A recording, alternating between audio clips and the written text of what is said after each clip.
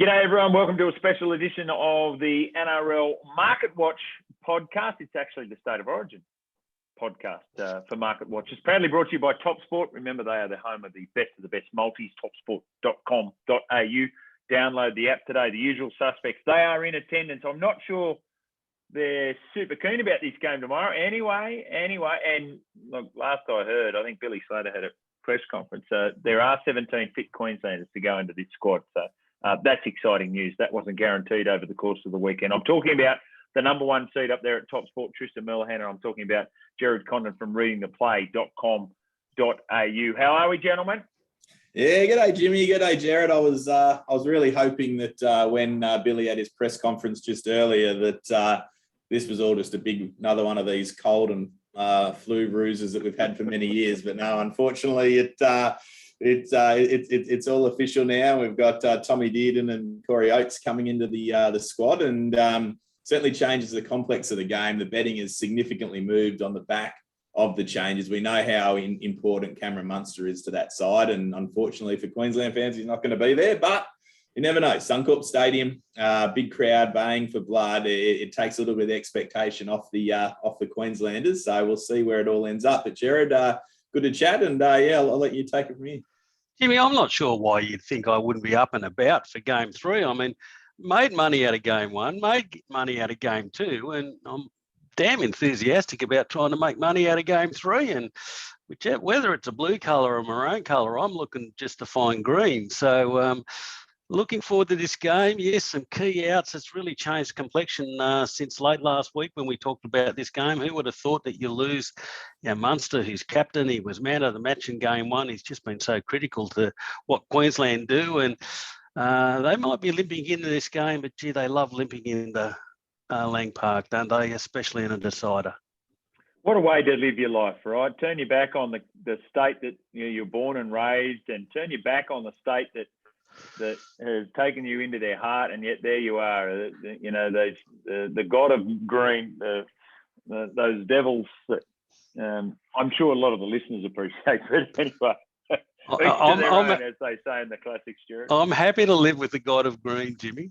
All right. Don't worry, we're all a little bit partial to that, aren't we? Hey, Tristan, you're going to have to. We've just had a press conference from Billy Slater. He's confirmed his side. He's confirmed that he won't confirm where they are playing at this point, but we have had some further clarification about our players in this Queensland squad.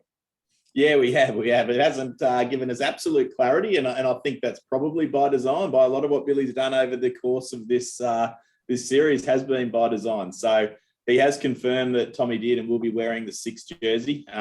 He's confirmed that Corey Oates will be playing. We haven't confirmed who will be starting or otherwise at this point.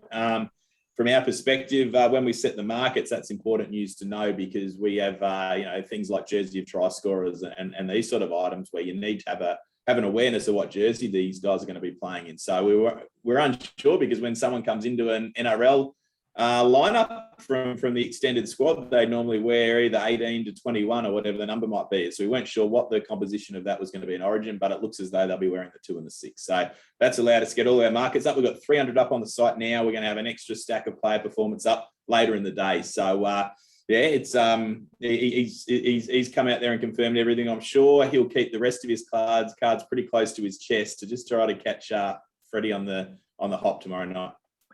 And just go through that New South Wales side too, because we've had, not on the NRL website, but we've had the update after Jordan McLean had to pull out on, that was Thursday afternoon. But Freddie's now designated who he wants to start, which I think is really interesting. Yeah, he has, and that's the other one where we haven't got quite the information we would have liked on the NRL website, but yeah, he's certainly come out there and he's announced his side, which it looks as though, what have we got with Junior Barlow to start.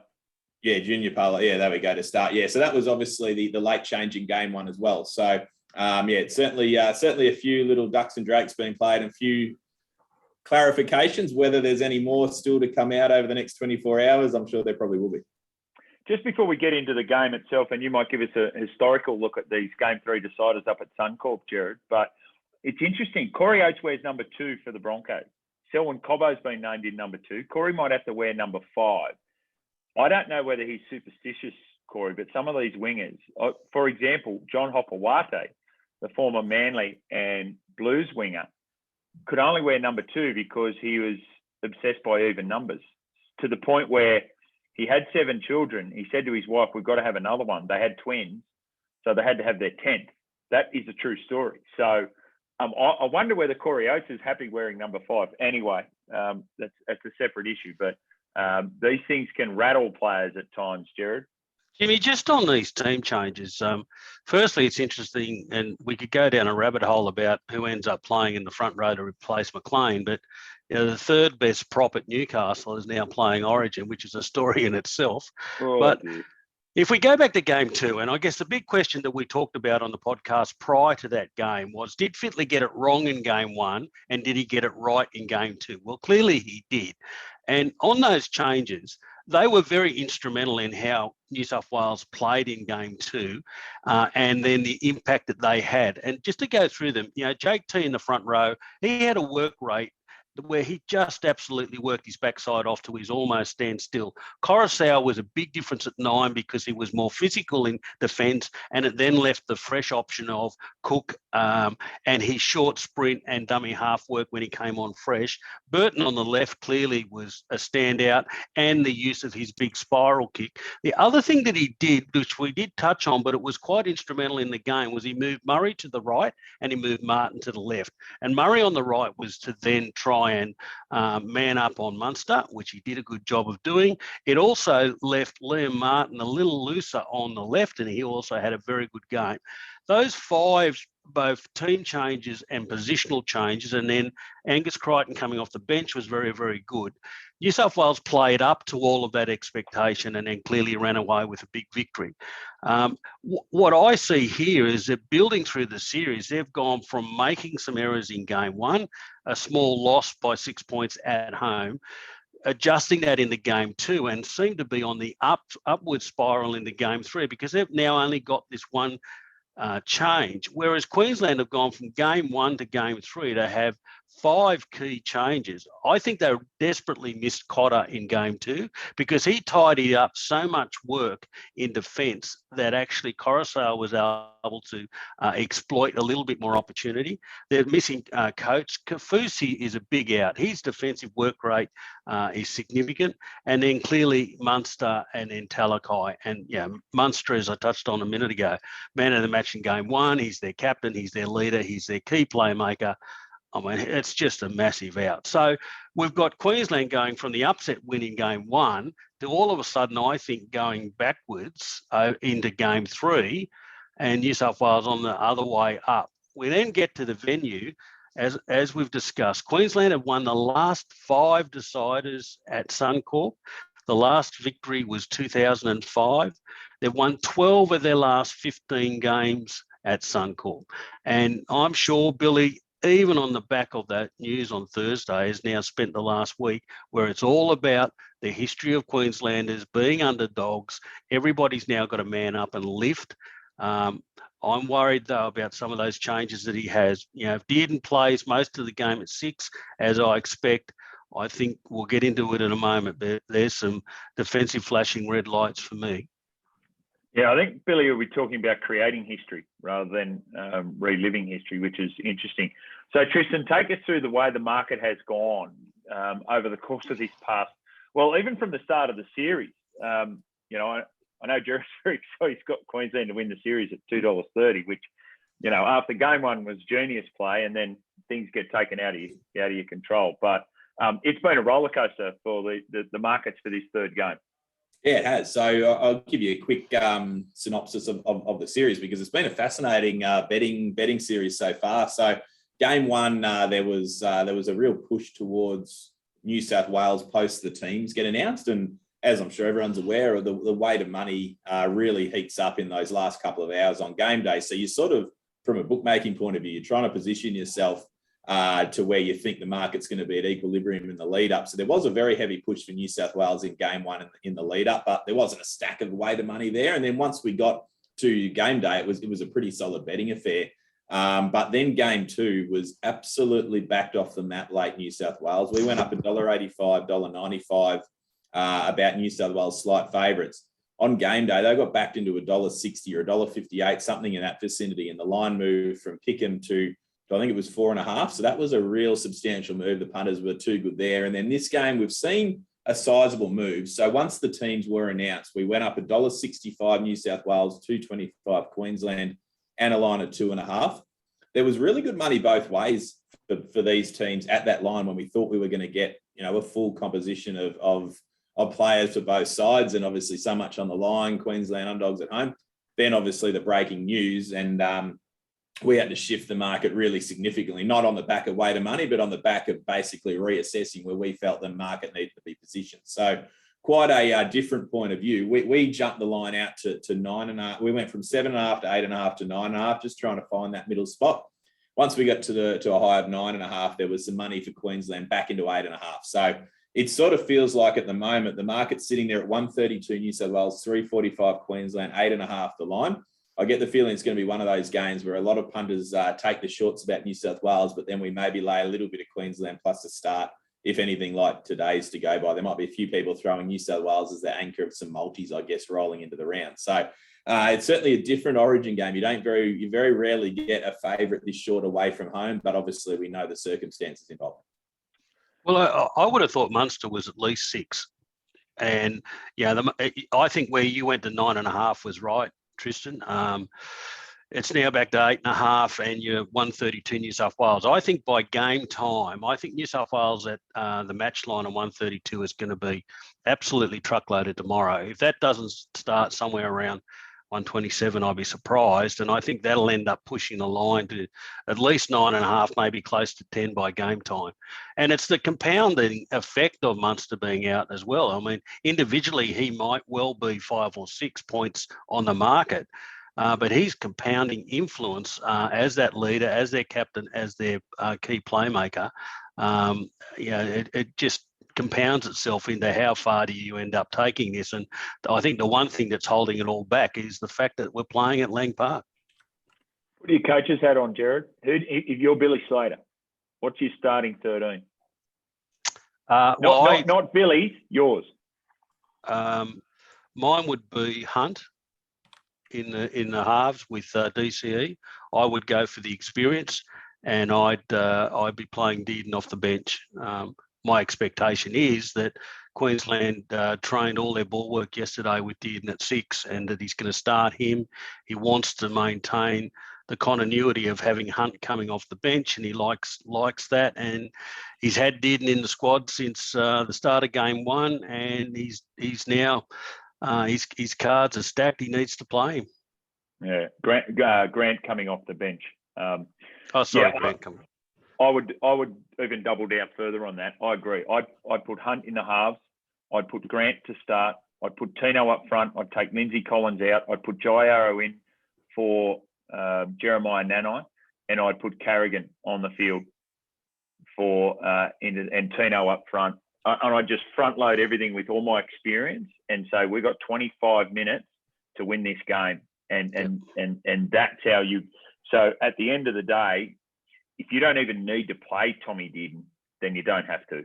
I think that's what I'd go with. Like Jeremiah Nanai, in my mind, is an issue for them as well. So the way he missed Jerome Luai in that second game, that was telling, Gerard. 100%, Jimmy, and we're on the same page here. I would go with all of those changes you suggest, because if Queensland by the 20-minute mark of the first half are not up to their neck in this game and either taking it to New South Wales, it's only going to go one way. And if you go with that experience and that pressure and you truckload it through the middle and really put the question to New South Wales, you could well be in front by a try and starting to build that belief to then kick on into the game. What worries me is if he starts with Dearden, is that Dearden will end up being on the right edge. If he's got space around him, he has some problems in defence. He's a small body, and they're going to be sending some big boys at him. I see that as certainly a key weakness on that right. But you go to that left edge, you've got Nanai, DCE, Gagai and Cobbo side by side. Each of those guys have had some major issues in defence, and they're defending what's New South Wales' strength, which is Martin, Luai, Burton and Toto. So again, coming back to your point, if you leave yourself with that weakness of Nanai and Dearden on either edge, and on the left edge surrounded by a couple of other guys in DCE and Gagai who've had major defensive issues, you only need one or two line breaks that then lead to tries, and New South Wales get their nose in front and then kick away and build confidence. The game's gone. Yeah. So Queensland right edge. Yeah. So Queensland and Billy Slater have to put doubt in the minds of New South Wales at that 20, 25, 30-minute mark. They have to make them think, oh, hang on a minute, this is not how we thought it would play out, whether subconsciously or otherwise. I'm sure Freddie's not talking about that, but I'm sure that if you get to the, hang on, we should be up by 10 here, or hang on, why haven't they rolled over at this point? And so that's all Billy Slater has to do, get some doubt in their minds, and then you'll get incredible performances out of these star players. DCE can kick you to a win. He could do that, but you've got to have a contest for it, and that's going to be their biggest challenge. Harry Grant can create all sorts of problems for New South Wales out of dummy half, but you have to give him that platform to be able to do that. Their problem is, New South Wales' problem is that no Payne Haas is significant, and the fact that Junior Barlow is not coming from the bench and giving that impetus at about the 20, 25-minute mark, that's a concern for New South Wales, because as you say, I don't see Jacob Saifidi doing that. Payne Haas getting injured last time allowed Jake Trbojevic to play the 70 minutes, but ideally you don't want Jake playing 70 minutes. As a result of the scoreline, they were able to ease CSC for Talakai into the game. That might not be the case this time around. You might need 30 minutes out of him in the middle. Wow. How does he respond to that? That's all the things that the Queensland have to get New South Wales to think about. And then from a New South Wales point of view, they have to be calm enough to recognise where they are in this game, that, okay, they're under pressure, but let's absorb this, and because they got great benefit out of Felice Kafusi being sent to the sin bin, scoring tries, getting themselves back into the game, and robbing Queensland of energy in that second half. It's like, they probably don't get a player off the field again this game with Ashley Klein. That it's got to be a really, really obvious professional foul if they were to get that. I don't see that happening this time. So that's the other thing New South Wales have to consider. The other big difference too, Jimmy, is the back three and the influence on the game. I mean, in game two, New South Wales back three, in particular Toto and Tupou, were outstanding with their yard carriage and returning the ball, as well as Tedesco, but then playing the next two phases and getting New South Wales on the front foot of picking up 10 metres and then another 10 metres and getting themselves going and rolling. You compare the return and metre numbers of the back three for both teams. It was chalk and cheese. And, again, Oates will be a benefit to Queensland because I think they need that big body. But they need all three at the back. And, Ponga's not noted, especially at this level, of returning the ball with a lot of metres. He either can step through the line or he'll end up being tackled. So that, again, comes into play, and it just keeps getting New South Wales back onto that front foot. There's a school of thought that Oates should have come in for Taulagi anyway, because of that exact reason. He carries the ball stronger, and you needed that to counter New South Wales. Look, it opens it up to be a great game. It's not over the line, despite the $1.32, and you say it's going to get to $1.27. It's not over the line. New South Wales have to go there and win the game, because Queensland aren't going to lose it. Not at home in front of 52,000 Queenslanders. is what I think. Righto, what about bet options that we're looking at, Gerard, for this match? Oh, Jimmy, I'm staying the same as I was game two. I was very surprised that the total points went up at 37.5. It's now to 39.5. When the market was moving on Thursday and Friday with the Munster out, again, I was surprised that we didn't go over 40. I think there's points in the game. If we go back to game two, that, and we had the influence of a wet track. I thought that we saw Coruscant in particular start to open things up in the middle of the first half in and around the ruck. Now, he was also losing some footing and slipping, as was Cleary, as was Luai. They're going to be on a dry track in Queensland. I think that those issues we saw in defence and through the middle will then give New South Wales an opportunity to play on a dry track. So I think the game has got lots of points in it. I would not be surprised if we get the 50 again. So certainly my keenest bet is the points over. I still think 39.5 is too low for mine. My other anchor bet in game 2, and I'm going the same way, is Burton to score a try. Yeah, interesting, Tristan, about that total match points. And looking at that, and traditionally third game is a little more open, and you're going to get the dry track up there at Suncorp. So interesting that's maintained under that 40.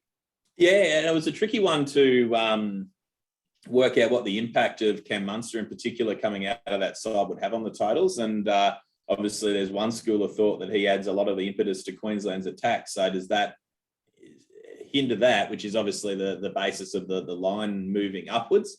Does that have an impact on the total points? But then obviously the fact that we saw when New South Wales ran away with the game in game 2, that obviously that's when the points really started to tick over. So it's just trying to weigh those couple of things up. And that was obviously ultimately why the points ticked up a little bit. But yeah, it wouldn't surprise me if it gets above 40 come game day. We're already 39.5, 180 the overs, $2 the under. So maybe you see it might jump at 40.5. Pick and might be where that finishes. Yeah. Anything else okay, so we're looking at that. From my point of view, I'm looking at a New South Wales 13 plus. I know, go on, boys. Go on. It's not over the line, but you go New South Wales 13 plus, because I think those things that you talked about, Gerard, about a dry track, New South Wales, a more explosive team, certainly a more damaging team now without Munster. It's such a huge difference. So far more settled, notwithstanding the furor around Regan Campbell-Gillard and what's going on there. And I don't think Brad Fittler has addressed that adequately.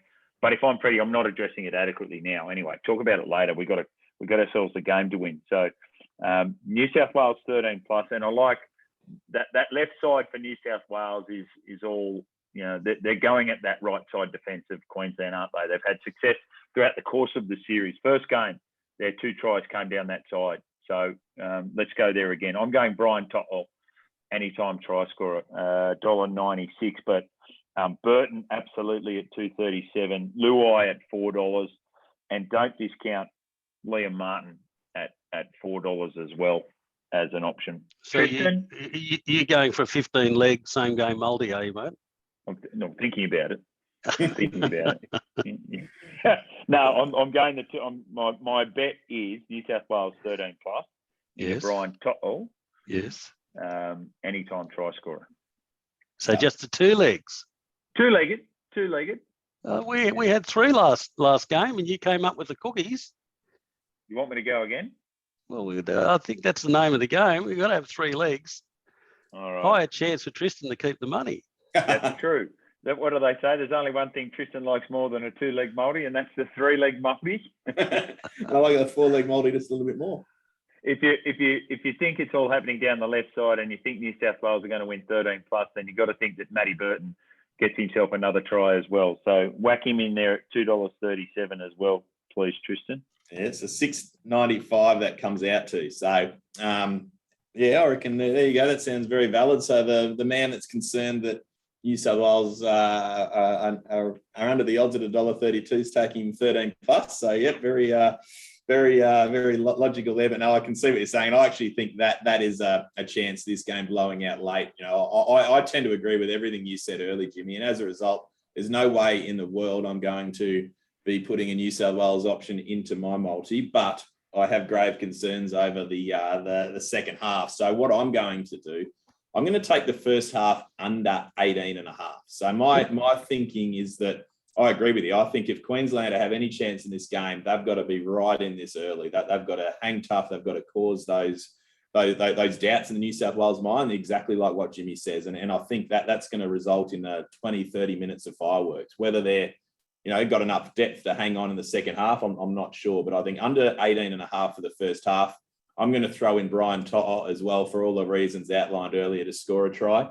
And I just got a feeling Corey Oates making his return for Origin. I think he's going to score a try for the Queenslanders. So I'm going to throw him in $12.86. That's under 18.5 in the first half. Brian To'o to score a try and Corey Oates to score a try as well. Okay, so I wrote down total points over, and then I wrote down Burton, and I wrote down To'o. Now, Mr. Smith has gone To'o and Burton. I'll change. If you're worried about that, I'll change. No. Mate, you got the cookies in game 2. Let's keep your multi. I'll change To'o to Tupou. Tupou and Burton. So we're going over 39.5. Tupou and Burton both to score a try at $6.24. That's done and dusted as well. So the option I was looking at was Tedesco. There's a couple of times there in that Perth game where you're just saying, he's through and then he's not. He's slipping over all over the place. I thought that didn't quite work for him. But based on that, Jimmy, just to cut you off, because obviously we've got a few multis in there, but when we've all left Teddy out of our multis, there's probably a pretty likely chance that he's going to score. We actually have a little Origin special market up on the website. Where we're partnered with a website, which if you want to jump onto the BetSeeker website, they got a lot of good content on there. But the one they came up with, which complements what you were just talking about, is the BetSeeker Origin special, which is James Tedesco to score a try and get man of the match in Origin 3, and that's at $9. So you think if he scores, the big chance of flying over. So have a look at that one. That's up on the website. And as I said, they got a bit of good content on there as well. So with everything we've been touching on, that might not be a bad play for the punters out there as well. And then go a step further and go, if he does that, then he's going to win the Wally Lewis medal. Right? And current market for that, Cleary, I think Cleary's the favourite, isn't he, Tristan? $1.70 Cleary and Teddy at $3.60. So yeah, it's going to come down to who gets man of the match out of those two. I'd suspect in this game, and Cleary is slight favourites over Teddy, which is why that market is set up the way it is. But yeah, if you think Teddy can get man of the match, then $3.60 about the Wally Lewis medal is also a play. But we know how good Nathan was in game 2, and I'm sure he'll be wanting to have another big game in game 3 too. It sets itself up, doesn't it? We want Nathan to play well, but Nathan didn't play well by his own admission in game 1. Some people, you forget about that if they win game 3 in a flurry and all is forgiven sort of thing. And there's no doubt he was very good in game 2, Jimmy, and clearly he was the highlight player of the last 10 or 15 minutes when New South Wales were dominating so well, came up with a try, and I think all of that led to him getting man of the match. But I thought Tedesco was just outstanding in game 2. So Tedesco, in terms of series voting for that medal, would have to be very close with Nathan. And you're right, I think it comes down to either of those two, most likely in the Wally Lewis medal tomorrow night. Yeah, it's just wondering, is Billy Slater in that market? Tristan, I know he controversially won it a few years ago. Fourth favourite for the Queenslanders. He might be. I'm just inserting him now. Very good. Gentlemen, the scene is set. The stadium will be full. The expectations are high on both sides of the border. It's going to be a cracking one. Can't wait. Thank you, and may the best team win. Looking forward to it, boys. Yes, I hope we get a cracking game.